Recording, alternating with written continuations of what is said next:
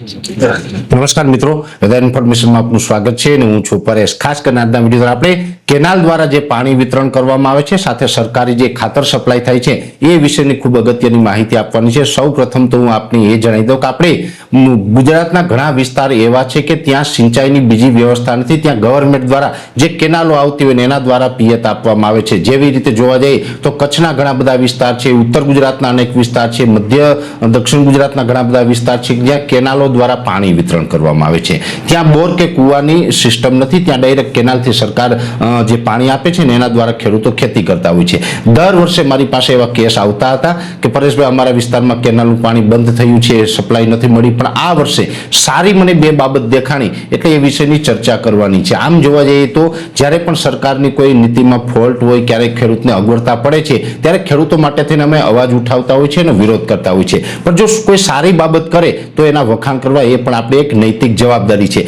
એ જ રૂપે જોવા જઈએ તો આ વર્ષે શિયાળાની અંદર મને બે બાબત ખૂબ સારી લાગી છે। એક તો કેનાલ દ્વારા જે પાણીની સપ્લાય થાય છે, વિતરણ થાય છે, એ સમયસર ખેડૂતોને મોટા ભાગે લગભગ આપવામાં આવ્યું છે, એટલે કે 90 થી 95% વિસ્તારોની અંદર કેનાલનું પાણી છે શિયાળુ પાકમાં સમયસર મળ્યું છે। 2-5% અંદર કદાચ કોઈ તકલીફ ઊભી થઈ હોય એ વાત અપવાદ રહેશે, બાકી મોટા ભાગે આ વર્ષે શિયાળુ પાકમાં ખેડૂતોને સમયસર કેનાલનું પાણી મળ્યું છે ને એને કારણે આપણે શિયાળુ પાક લેવામાં આપણે સફળ પણ થયા છીએ, એટલે એ એક સારી બાબત છે। બીજી સારી બાબત એ છે કે આપણે ઉનાળુ પાક હોય, શિયાળુ પાક હોય કે ચોમાસું, ખાસ કરીને ચોમાસું અને શિયાળુ પાક દરમિયાન આપણે જે સરકારી ખાતર હોય છે જેની અંદર ડીએપી હોય, યુરિયા હોય, પોટાશ હોય, જે સરકારી ખાતર સપ્લાય થાય છે એની અંદર આપણે શોર્ટેજ હોય ને એને કારણે ખાતર નથી મળતા, જેથી કરીને આપણે પ્રાઇવેટ કંપનીના ખાતર લેવા પડે। ત્યાં આપણે હલકી ગુણવત્તાવાળા ખાતર પણ આવતા હોય છે ઘણી વખત પ્રાઇવેટમાં, અને આપણે પૈસામાં પણ લૂંટાતા હોય છે। આ વર્ષે સરકારે જે મુજબ હાલના જે વર્તમાન જે કૃષિ મંત્રી છે એ કૃષિ મંત્રીએ વચન આપ્યું હતું, પોતે કૃષિ મંત્રી બનતાની સાથે જે કહ્યું હતું કે કોઈ ચિંતા નહીં કરતા, કોઈ ખાતરનો સંગ્રહ નહીં કરતા, ખાતરની સપ્લાય અમે રેગ્યુલર આપવાના છે, અને એ જ મુજબ આ સંપૂર્ણ શિયાળુ પાક દરમિયાન આપણે ખાતરની સપ્લાય મળી છે। એટલે આ બંને બાબત મને ખૂબ સારી લાગી છે, એટલે હું એને અભિનંદન આપું છું।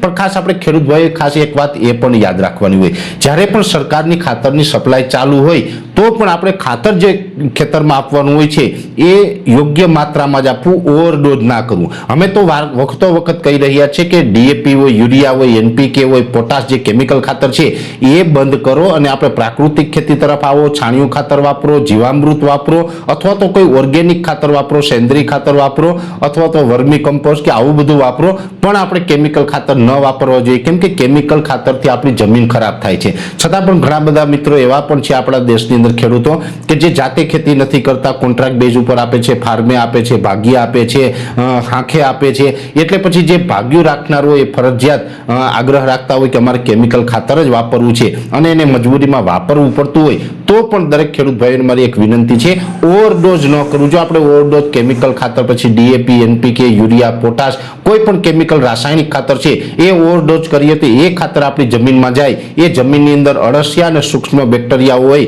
એને મારી નાખે છે ને આપણી જમીન છે એની ફળદ્રુપતા ઘટાડે છે। સાથે આપણે જે અલગ અલગ રીતે જમીનને નુકસાન કરે, પર્યાવરણને નુકસાન કરે, આપણા સ્વાસ્થ્યને નુકસાન કરે, દરેક જગ્યાએ નુકસાન કરતું હોય। આ વર્ષે પણ શિયાળા દરમિયાન એવું ઘણી જગ્યાએ બન્યું છે, અમુક ખેડૂતે, બધા ખેડૂતે, અમુક ખેડૂતે ઓવરડોઝ કરી નાખ્યો છે। પણ મારી દરેક ખેડૂત ભાઈઓને વિનંતી છે, કોઈ મજબૂરીમાં પણ આપણે રાસાયણિક ખાતર વાપરવાનું હોય તો એને લિમિટમાં વાપરવું, ઓવરડોઝ ન કરવું। ખાસ હવે અત્યારનો જે સમય છે એમાં મોટા ભાગે પાકમાં ફ્લાવરિંગ આવી ચૂક્યું છે, હવે આપણે યુરિયા તો ખાસ ન આપવું, ભલે અત્યારે સપ્લાય રેગ્યુલર ચાલુ છે છતાં પણ આપણે યુરિયા ન આપવું જોઈએ, આવી દરેક ખેડૂત ભાઈને મારી અપીલ છે। અત્યારે કદાચ આપણે દાણા બંધાતા હોય ત્યારે આપવાની જરૂર લાગતી હોય તો પોટાશ ખાતર જે આવે છે એ આપવું જોઈએ। એટલે આજે હું વાત કરી રહ્યો છું સરકારી ખાતરની કરી રહ્યો છું, અને આપણે સરકારી ખાતરની વાત આ વર્ષે અને અત્યારે એટલા માટે કરી રહ્યા છે કે આ વર્ષે શિયાળા દરમિયાન સંપૂર્ણપણે વ્યવસ્થિત રીતે સરકારી ખાતરની સપ્લાય ચાલુ છે, આપણે અગવડતા નથી।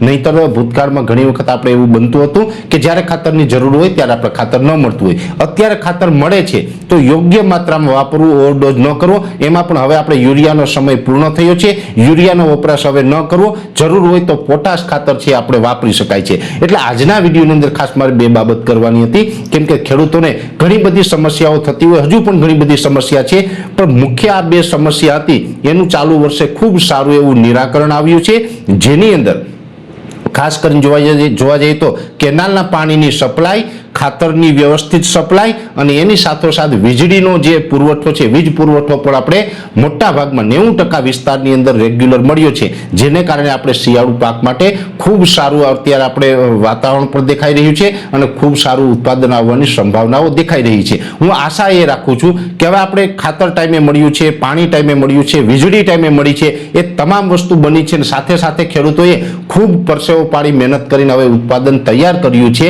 તો હવે આવનારા સમયમાં આ ઉત્પાદન છે એ ટેકાના ભાવે બધું સરકાર ખરીદી લે તો પણ ખેડૂતો માટે હવે ખૂબ સારી બાબત થશે એવું મને લાગી રહ્યું છે. વિશેષ માહિતી છે નેક્સ્ટ વિડીયોમાં આપવામાં આવશે.